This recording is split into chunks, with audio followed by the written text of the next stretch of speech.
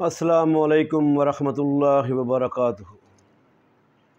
الحمدللہ رب العالمین والصلاة والسلام علی رسول الکریم، اما بعد فاعوذ باللہ السمیع العلیم من الشیطان الرجیم من همزہ ونفخہ ونفثہ، بسم اللہ الرحمن الرحیم۔ الحمدللہ رب العالمین۔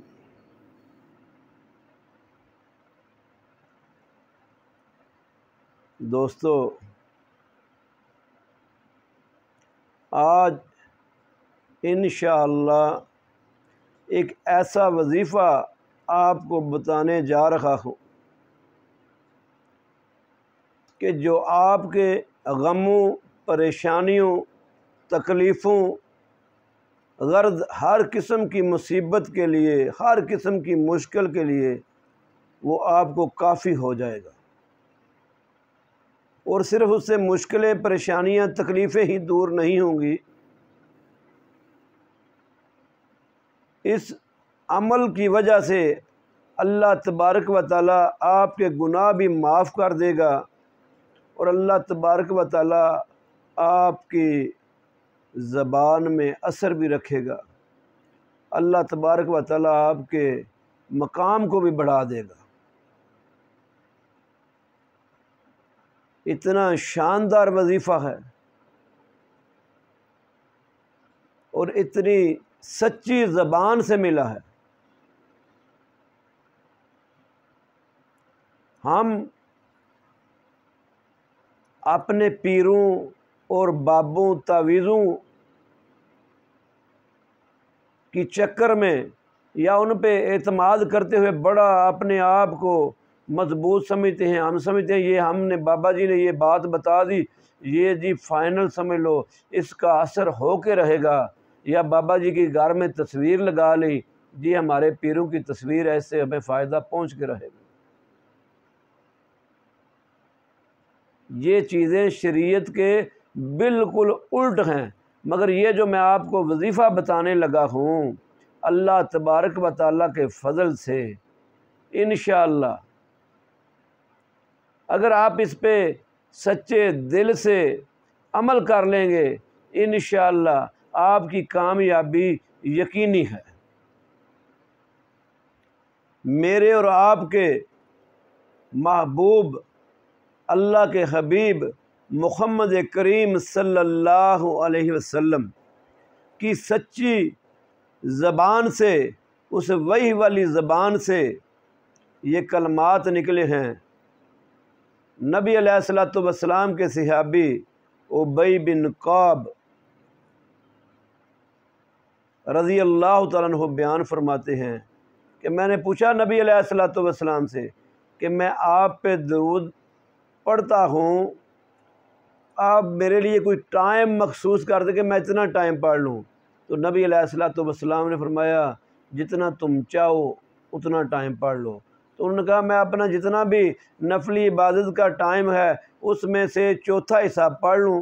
نبی علیہ السلام نے فرمایا اگر تم بڑھا لو تمہارے لیے بہتر ہے۔ انہوں نے کہا میں آدھا کر لوں؟ تو آپ صلی اللہ علیہ وسلم نے فرمایا اس کو بڑھا لو تمہارے لیے بہتر ہے۔ اس نے کہا میں 3 حصے پڑھتا ہوں۔ نبی علیہ السلام نے فرمایا جتنا تم چاہو، مگر اس کو اگر بڑھا لو گے ٹائم کو تمہارے لیے بہتر ہے۔ تو ابی بن کعب رضی اللہ عنہ نے فرمایا میں سارا ٹائم جو ہے نا وہ درود آپ صلی اللہ علیہ وسلم پہ بھیجوں گا، میں درود ہی پڑھوں گا۔ تو نبی علیہ السلام نے فرمایا جب تم سارا ٹائم درود پڑھو گے اذا تکفا، یہ تمہارے لیے کافی ہو جائے گا، ہمہ کا ہر قسم کی پریشانی سے، ہر قسم کے غم سے، ہر قسم کی مشکل سے، ہر قسم کی ضرورت کے لیے تمہیں یہ کافی ہو جائے گا۔ وَيُغْفِرُ لَكَ ذَنْبُكَ، اور تمہارے گناہوں کی معافی کے لیے یہ کافی ہو جائے گا۔ جامعہ ترمذی کی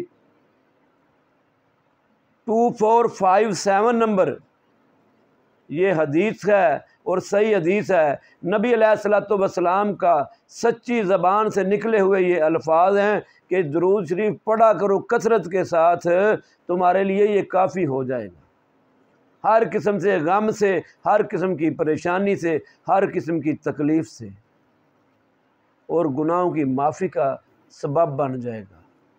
اس لیے مجھے اور آپ کو چاہیے کہ اس سچے رسول جن کو ہم تمام انبیاء سے اعلیٰ امام الانبیاء ہیں وہ، اور اللہ کے ہاں سب سے معزز عزت والے مقام والے ہیں وہ، ان کی سچی زبان سے نکلا ہوا یہ لفظ ہے، ہم سب کے وہ پیر ہیں، ہم سب کے وہ رہنما ہیں، ہم سب کے وہ رسول ہیں۔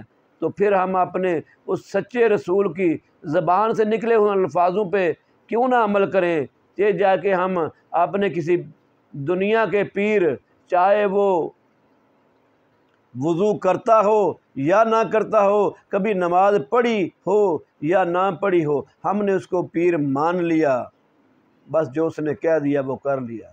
ہم اپنی خواہشوں کے پجاری نہ بنیں، نبی علیہ الصلوۃ والسلام کے اس بتائے ہوئے وظیفے پہ عمل کر لیں، انشاءاللہ ہمیں ہر بات سے وہ کافی ہو جائے گا۔